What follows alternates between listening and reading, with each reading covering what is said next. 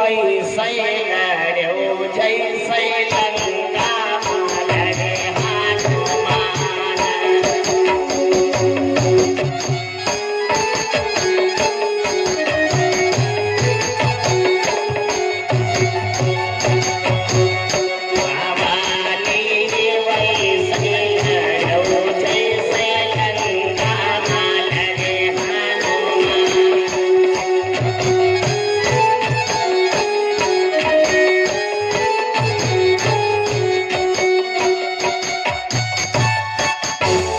देखो ये लाइन गलत नहीं है। चलो भवानी वैसे लड़े जैसे लंका में हनुमान जी लड़े, या तो ठीक ठाक लाइन है, लेकिन सेकंड लाइन सुनो।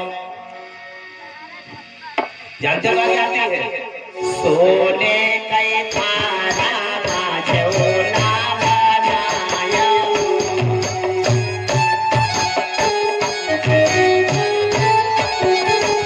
सोने के थारा बाजोला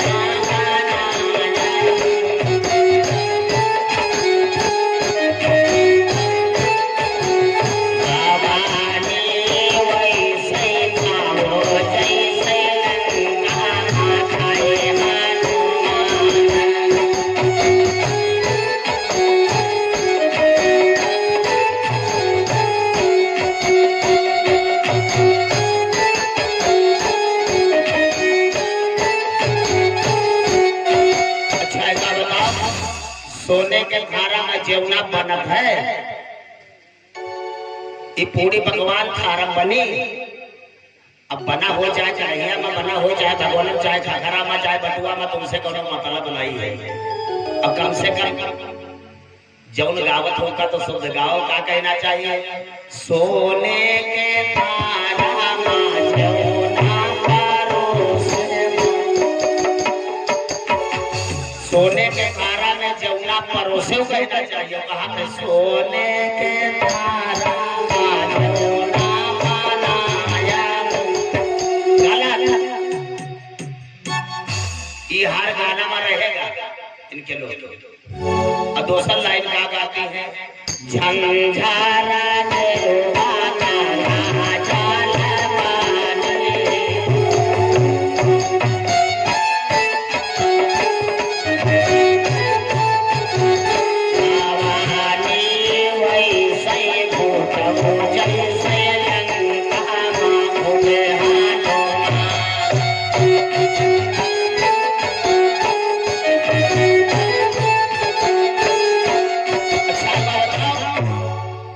झंझर माने का होता है?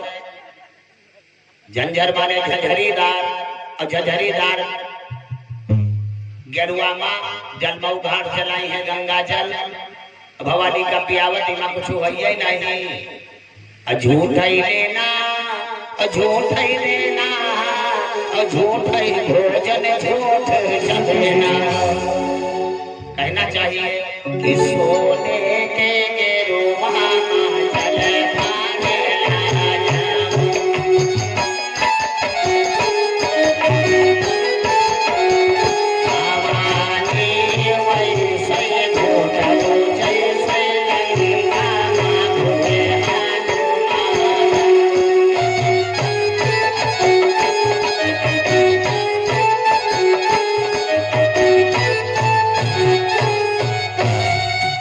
सोने के गेरुआ में जल भर लाया।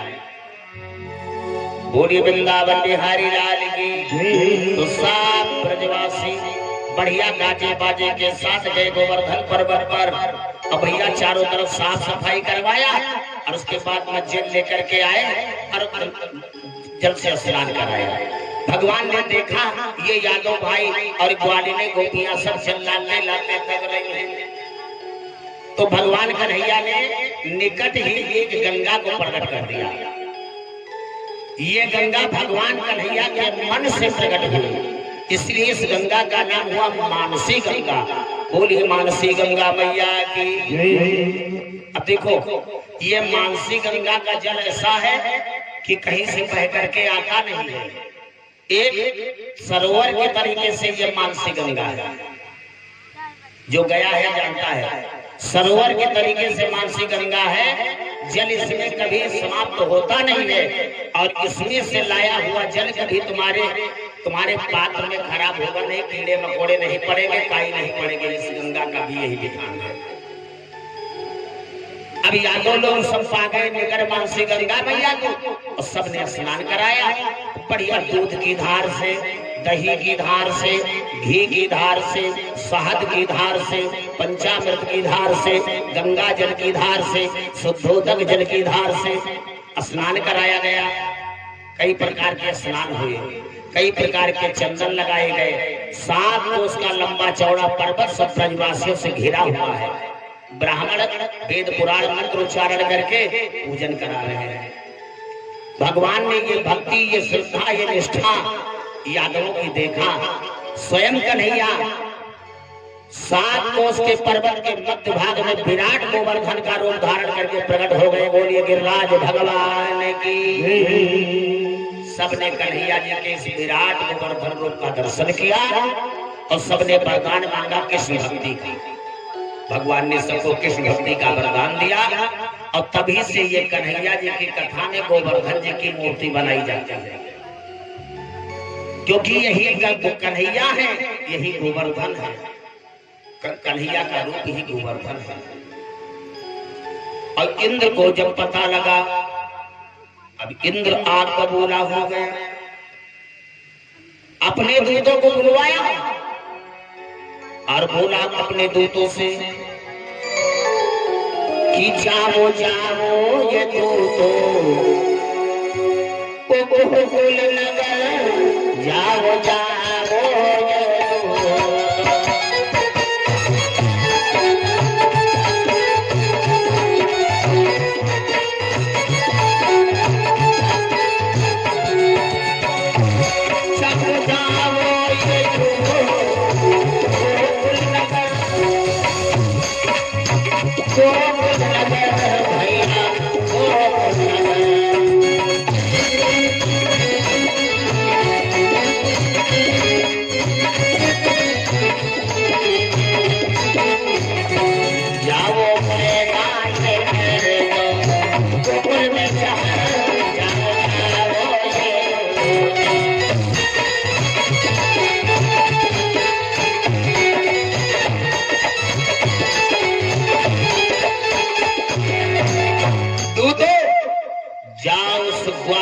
ये औकात याद दिलाना है।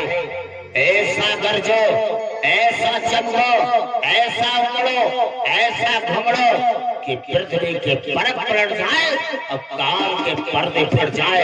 ये मेरी आज्ञा है।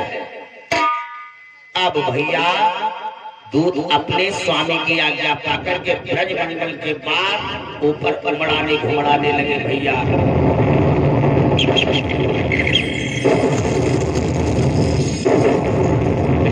का गड़गड़ा तेज हवाओं का चलना, मूसलाधार बारिश होना,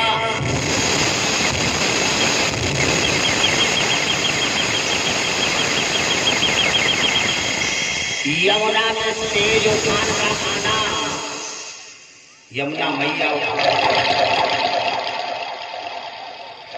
चारों तरफ से ब्रजमंडल में बचाओ बचाओ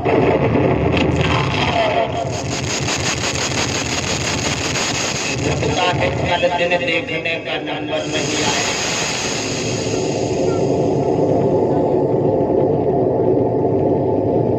ये नंद के छोरे के चक्कर में पड़ करके हम लोगों ने इंद्र से बगावत ले लिया। लगता है इंद्र हम सबको मार डालेगा। कन्हैया ने देखा ये ब्रज वाले हमारे ऊपर अपजस रख रहे हैं, इसलिए कन्हैया पहुंच गए उसी गोवर्धन पर्वत के पास और सब ब्रजवासी साथ, राधा भी साथ में है।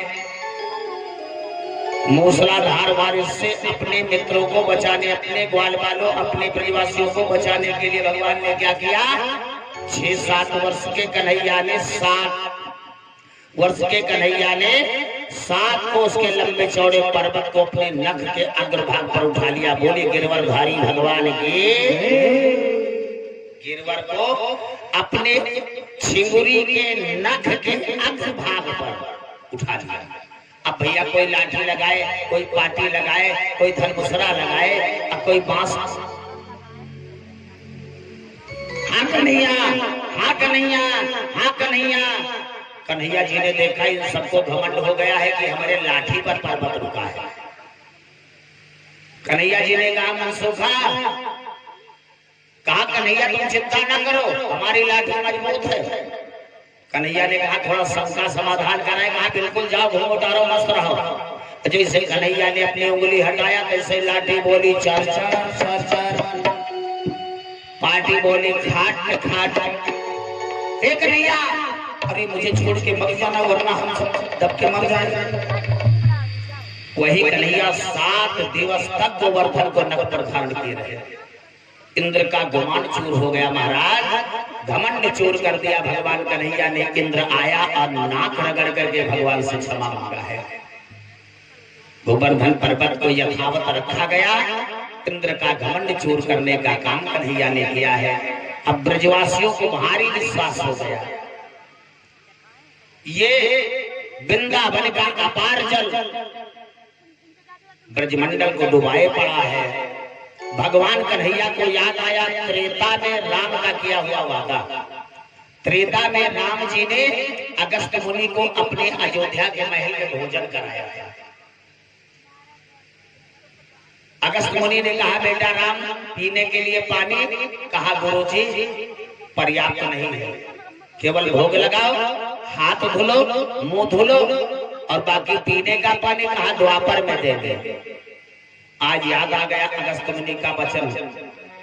कन्हैया जी ने अगस्त मुनि को बुलाया, कहा गुरुजी अब आपके लिए पर्याप्त जल वृंदावन में भरा हुआ है, पी जाओ। अगस्त मुनि ने 3 अंजुलि में इस ब्रज का पानी पी डाला, 3 अंजुलि में। और जो 3 अंजुलि में 3 मंत्र बोल करके ब्रजमंडल का जल पिया, आज भी पूजा से पहले ये 3 मंत्र पढ़े जाते हैं। जिस पूजा में ये 3 मंत्र नहीं पढ़े जाते वो पूजा मान्य नहीं होती, अमान्य कही जाती है। सुबह 3 मंत्र रोज बोले जाते हैं। और देखो जब ये मंत्र बोले जाए तो बहुत लोग जानते हो क्या करते हैं, ऐसे ऐसे हाथ खजुआवा करते हैं। पंडित जी जल डालते हाथ खजुआवा। ये 3 मंत्र बोले जाए तो पुरुषों को चाहिए दाहिनी हथेली ऊपर रखें, गौ के कान के जैसा हाथ हथेली बना रहे। अब माताओं बहनों को चाहिए बाई हथेली ऊपर रखो, गौ के कान जैसा हाथ बनाओ। अब 3 अंजुलि, 1 अंजुलि मुंह में जल डालो और ये घाटी से नीचे जल उतर आना चाहिए, तब देवता आपकी पूजा स्वीकार करेंगे। इतना जल भर करके पीना चाहिए हमें 3 बार। ओम केशवाय नमः, यही मंत्र पढ़ा था अगस्त जी ने। ओम माधवाय नमः, ओम नारायणाय नमः। ये 3 अंजुलि से हमें जल पीना चाहिए और उसके बाद में हाथ धोना चाहिए। आप पवित्राः पवित्रो वाह सर्वावस्थां गतो विवाह, यह स्मृत पुंडरीकाक्षाय सहिवांतरः शुचिः। ओम केशवाय पुनातुः, ओम माधवाय पुनातुः, ओम नारायणाय पुनातुः। अब पवित्र पहन चाहिए। तभी से ये 3 मंत्र अगस्त जी ने अमर कर दिया, जो आज भी पूजा से पहले शरीर को शुद्ध करने के लिए किया जाता है। हाँ, गिरिराज भगवान का पूजन हुआ, ब्रजमंडल सुख पूर्वक और भैया रहने लगा। कन्हैया के चारों तरफ जय जयकार। और जब भैया दुश्मन की जय जयकार होती तो दुश्मन की छाती फटती है। ऐसा आज भी है। हमारी जिससे न बनती हो वो परेशान होगा तो हमें मजा, और जिसकी हमारे लिए हम परेशान हो तो उसको मजा आता है। अब अगर दुश्मन सुखी हो जाए तो भैया ये कहे रोटी कम हो जाए, टिमरी हो जाए जरे वाले तो भैया कन्हैया की जब जय जयकार हो रही है तो कंस की छाती मथुरा में फट रही है।